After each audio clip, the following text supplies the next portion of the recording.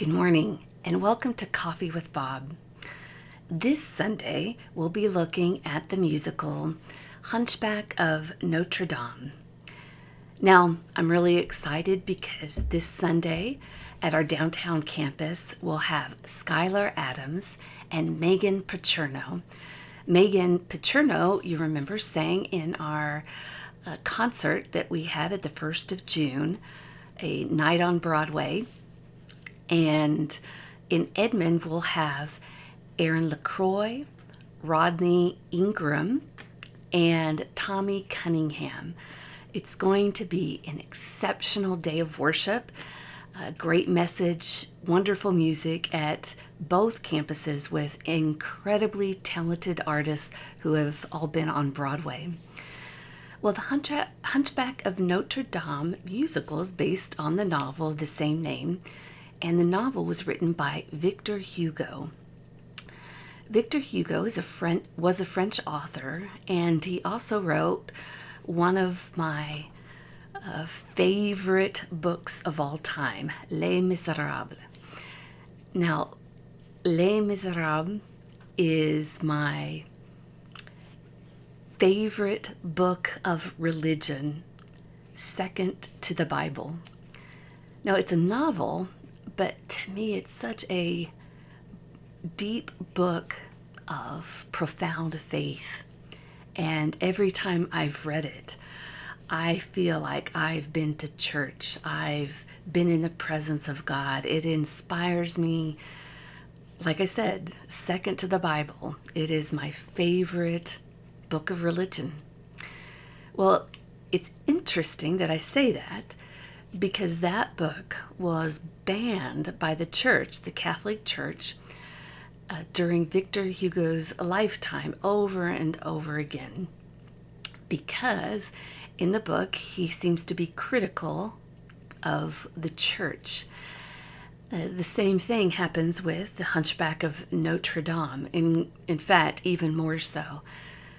In the two books, you can see a corresponding theme in the figures of Frollo from Hunchback of Notre Dame and Javert in Les Miserables. You have two characters who stand on the side of right, one representing the church, one representing the law, and they represent the law of God, supposedly.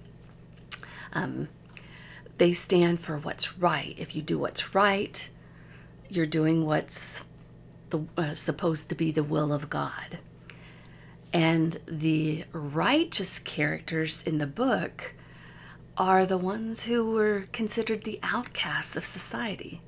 In the Hunchback of Notre Dame, you have Quasimodo and Esmeralda, a gypsy woman in Esmeralda, and Quasimodo, an abandoned infant who was adopted by Frollo.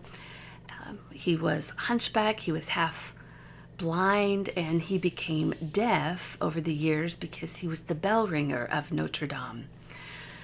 And in Les Miserables, you have the character of Jean Valjean.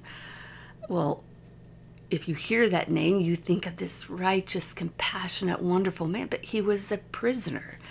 He was a criminal, and because he refused to stay with that criminal identity, they had to show their papers to show that, yes, they were on the registry. They couldn't get certain jobs.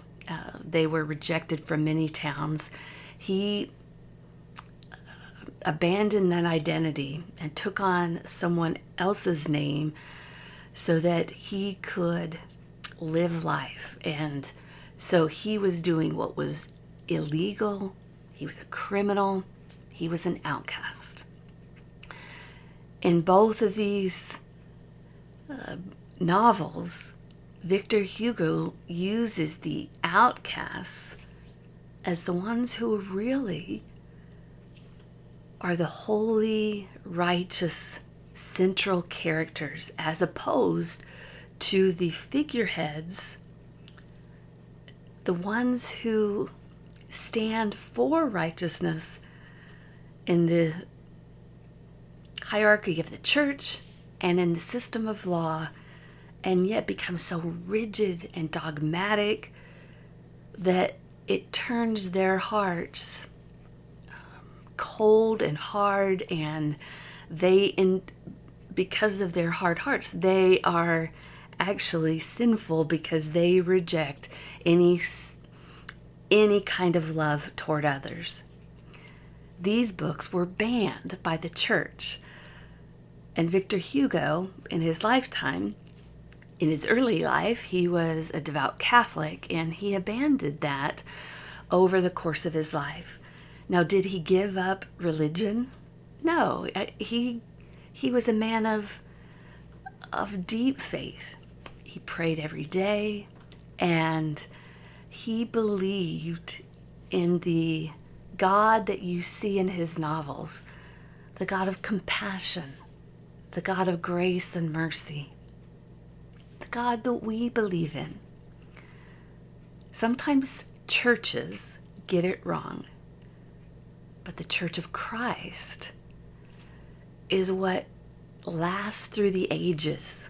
Human beings will always fall short of the glory of God, but we can be righteous and holy when we share God's love with others, as evidenced in the real heroes of the stories of Victor Hugo. I encourage you to read these books and look at the themes of dark and light as he weaves them through his story. They're incredible masterpieces in your own life. Make sure that you are shining the light and sharing the love of God and bringing hope to the world. I hope you have a great day. Be sure to be there on Sunday to hear a great message and great music.